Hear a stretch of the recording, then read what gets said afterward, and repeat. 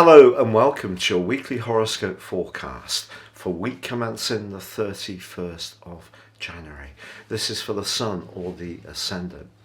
Now what I'm going to do is provide a broad overview of what we can expect, but then as ever dive deep to give you in forensic detail the insights for each of the 12 zodiac signs. So please stay with me for that. This week begins with a sensational new moon in the sign of Aquarius. So what is a new moon? A new moon is an opportunity to set our intentions. We don't actually see the moon in the sky in most parts of the world. It's an opportunity, however, to really direct our energies into the part of our situations that particular new moon influences. So the sign of Aquarius is very much about the future. It's about friendships, collaboration and cooperation. So all those things can really come to the fore over the next 4 weeks. But this particular new moon also has, ironically, the two ruling planets or co-regents of Aquarius in somewhat of a quarrel. Saturn's part very close to the Sun and the Moon in Aquarius, and Uranus, the higher octave modern ruler of this sign, is on the 4th house cusp, and that's very much to do with home, family, emotions. But in terms of the overall zodiac, Taurus is house 2, where Uranus is. So I think if we're thinking of mixing business with pleasure, it may not be the best over the next 4 weeks, unless there's a very clear understanding of who does and contributes what, and that could work okay. But this week actually does see some glittering alliances, not least that Venus, the planet of love and affection, well, that is going to be inching its way towards a close conjunction with Mars, which really begins right at the end of this week. But Venus does forge, ironically, a beautiful link to Uranus. And then Mars, also in the sign of Capricorn, along with Venus, that's forging a very dynamic angle to Jupiter. Now when these two get together, it really can give us greater self-confidence and drive. We're going with the flow, we're not so hesitant.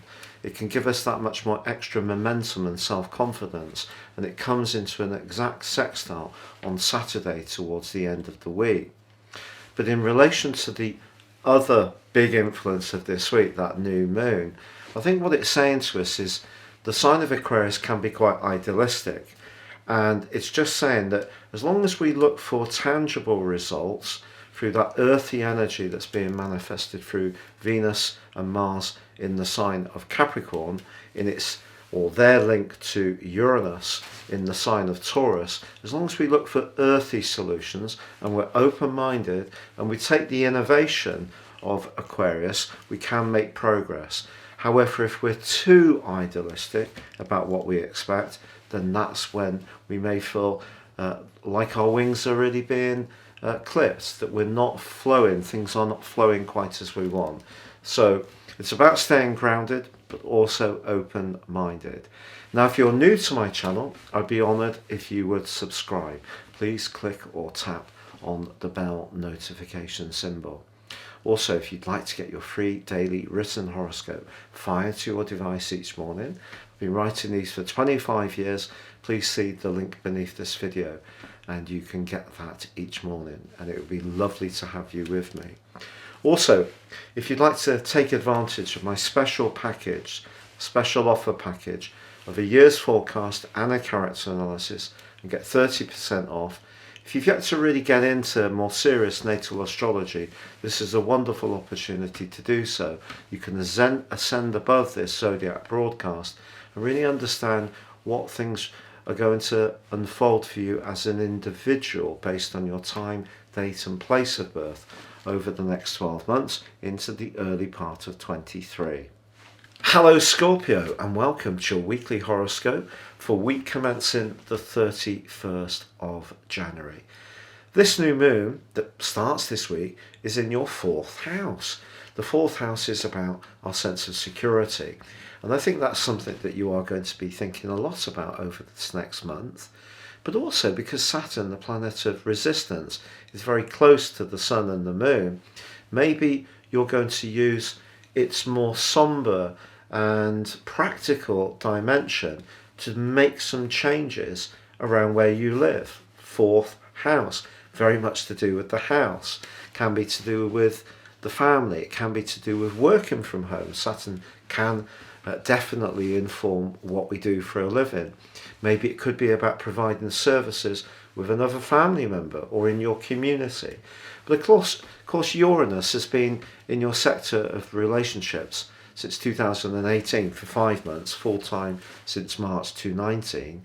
And that's kind of seen you developing some new perspectives around how you interact with people. So if something around your home, family or emotional life is cramping your style at the moment, it may be something that you do need to consider and think about and develop some solving strategies over this next 4 weeks. And that's what the new moon may ask you to grapple with. But Mars, your traditional ruler, is forging a glorious link with Jupiter this week, and also with Venus in your sector of how you express yourself, arcing across the heavens to Uranus. A totally unexpected connection or conversation or inspirational awareness to the energies of another person or an idea or a belief system can really prove to be very uplifting this week. So I think it can be a week when there can be some exciting conversations, but if there's something at the heart of your world that feels leaden, isn't working, feels that there's too much resistance to you being the free spirit you want to be, that may be the thing, the pursuit, the job, the relationship that needs some attention urgently.